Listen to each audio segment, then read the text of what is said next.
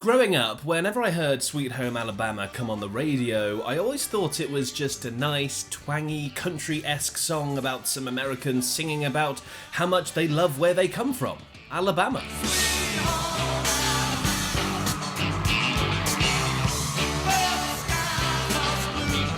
I never looked into the lyrics, I never looked deeper into the meaning of the song. I had no idea until relatively recently how much this song is actually saying. They're not just singing about where they came from because, well, for starters, they're not even from Alabama. And you might actually call this song one of the first ever diss tracks. Turns out there's a fascinating story behind this song, so let's go through it. And if you love music history like me, please do subscribe to the channel and join our pack. So the story of Sweet Home Alabama actually starts with Neil Young. They decided on the band name 5 years after they formed, by the way. It was based on the name of their former PE teacher who gave guitarist Gary Rossington a hard time because of his long hair, because it was against school policy. Now, in the early 70s, Ronnie Van Zant heard Neil Young come on the radio, and to his disbelief, it was a song slating the American South. Southern man, better keep your head. At the time, Neil Young was big on political commentary in his songs, and two in particular were written about racism in Southern America, Southern Man and Alabama. During the 1970s, racism in the American South, while less overt than in earlier decades, did remain a persistent issue. Although the civil rights movement had succeeded in breaking down many aspects of legalized segregation, entrenched racist beliefs and discriminatory practices still had a significant impact on the lives of Black Americans. In the accusatory Southern Man, released 1970, Neil Young points the finger at white people in the South and asks when or how they're going to make things right. I saw cotton and I saw black, tall white mansions and little shacks. Southern man, when will you pay them back? And the same sort of theme is seen in his song Alabama, released 1972 on the album Harvest. In the summer of 1973, Van Zant went about writing a response to Neil Young. We thought Neil was shooting all the ducks in order to kill one or two. We're Southern rebels, but more than that, we know the difference between right and wrong. Ronnie is basically saying here that not everyone in the South is as racist as the rest of the world seems to perceive it to be. He wanted to prove that some parts of the South, particularly his band, were progressive. He didn't like how Neil Young painted everyone with the same brush. It probably didn't help that Neil Young was from Canada as well. Anyway, Ronnie deals with this directly in his lyrics, name-dropping Neil Young. Well, I heard Mr. Young sing about her Southern man. Well, I heard O'Neill put her down. Well, I hope Neil Young will remember a Southern man don't need him around anyhow. Now, it's worth saying here that there wasn't any true feud between Neil Young and Lynyrd Skynyrd, although the media liked to paint it this way. In fact, they had a great mutual respect. Ronnie Van Zant famously wore a Neil Young t-shirt on the album cover for Street Survivors. Rumour has it he was even buried in it. Neil Young also owned a Lynyrd Skynyrd Florida Whiskey t-shirt. We loved Neil Young and all the music he's given the world. We still love him today. It wasn't cutting him down, it was cutting the song he wrote about the South down. Ronnie painted a picture everyone liked, because no matter where you're from, Sweet Home Alabama or Sweet Home Florida or Sweet Home Arkansas, you can relate. Now, when it comes to the band's political stance in this song, it's been debated a lot. And like any great lyricist, Ronnie made the lyrics intentionally ambiguous. But my interpretation, backed up by interviews of surviving band members, is that the band were good guys and not racist. But like I said, the lyrics have sparked debates, particularly these lyrics. In Birmingham, they love the governor. Boo, boo, boo, now we all did what we could do.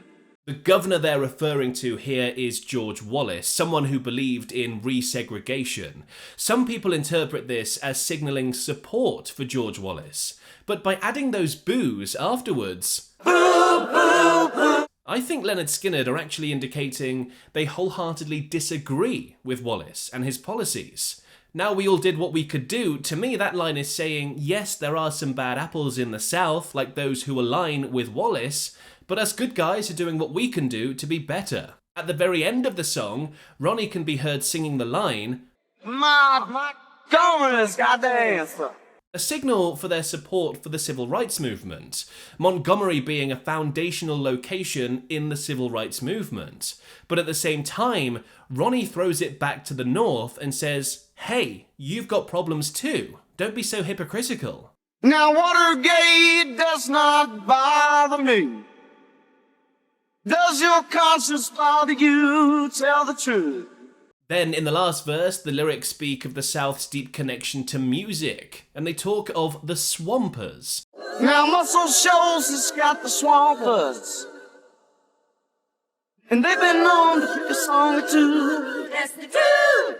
The Swampers, or the Muscle Shoals Rhythm Section, are a group of renowned session musicians who operated in Muscle Shoals in North Alabama. Now, they were known for producing a southern mix of R&B, soul, and country music, which came to be known simply as the Muscle Shoals sound. They featured on more than 500 song recordings, including 75 gold and platinum hits from prominent black artists like Aretha Franklin, Wilson Pickett, Etta James, and Percy Sledge.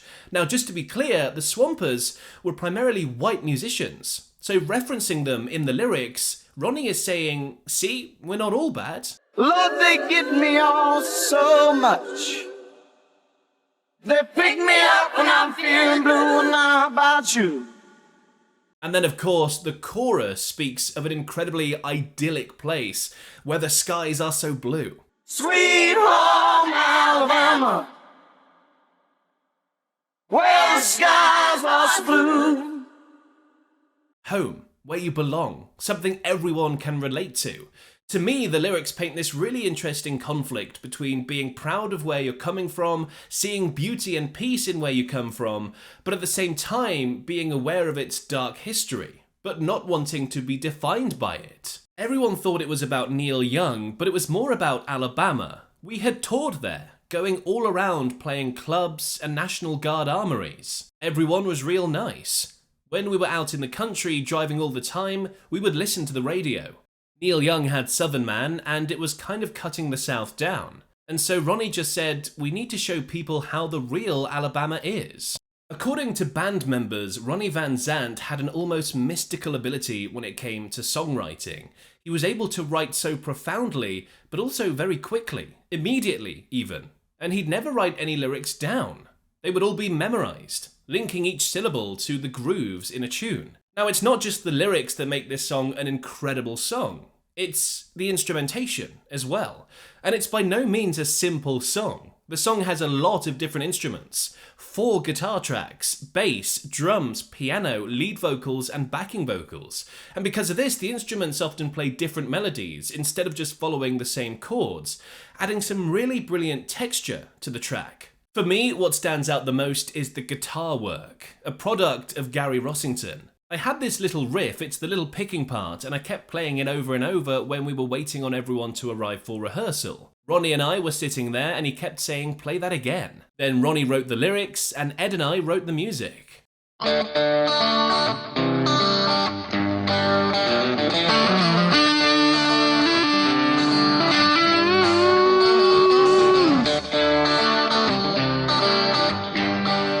The story goes that the music took just 30 minutes to write. Pretty impressive considering how gigantic the song would become around the world. The guitar solos in the song have an interesting story behind them too. According to Ed King, he would sleep with his guitar next to his bed, which I guess is better than the guitar being in his bed. Anyway, King said that the night after they wrote the song, he dreamed about playing the 2 solos in the song. He woke up, immediately picked up his guitar and replicated the dream. Then, the next day at rehearsals, he just plugged his solos into the placeholder they had left and, like magic, they fitted perfectly.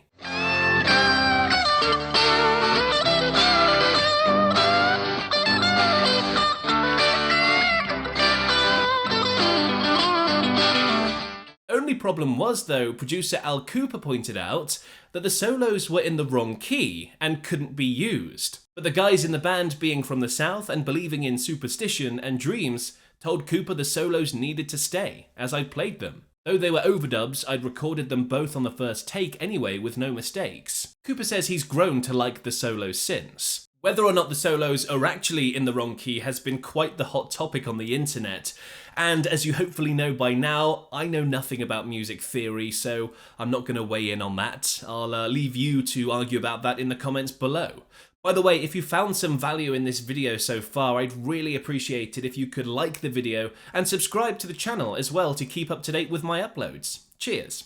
So, with the album recorded, Second Helping was released in 1974. The band had no idea how big Sweet Home Alabama would get. You never know what's gonna hit. This band was always about just playing the music, but those songs have become a soundtrack to a lot of people's lives. I'm very proud to be a part of it. And of course, it did reach the ears of Mr. Young. He called it a great song, even covered it live a few times, and in later years has admitted to regretting the song that started it all. I don't like my words when I listen to it today. They are accusatory and condescending, not fully thought out, too easy to misconstrue. Well, it's a good thing he did write that song, because without it, we never would have gotten Sweet Home Alabama. Sadly, as I'm sure you know, in 1977, an unfortunate plane crash killed Ronnie Van Zant, as well as guitarist Steve Gaines, backing vocalist Cassie Gaines, assistant road manager Dean Kilpatrick, Captain Walter McCreary, and First Officer William John Gray. Shortly after this, Neil Young performed a medley of his song Alabama and Lynyrd Skynyrd's Sweet Home Alabama as a tribute.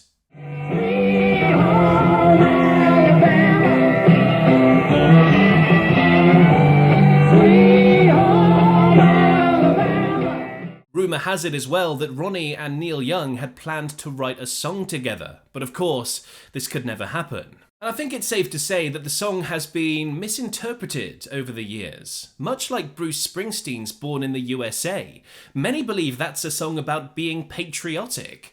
Well, it isn't, and the full story on that one is over there.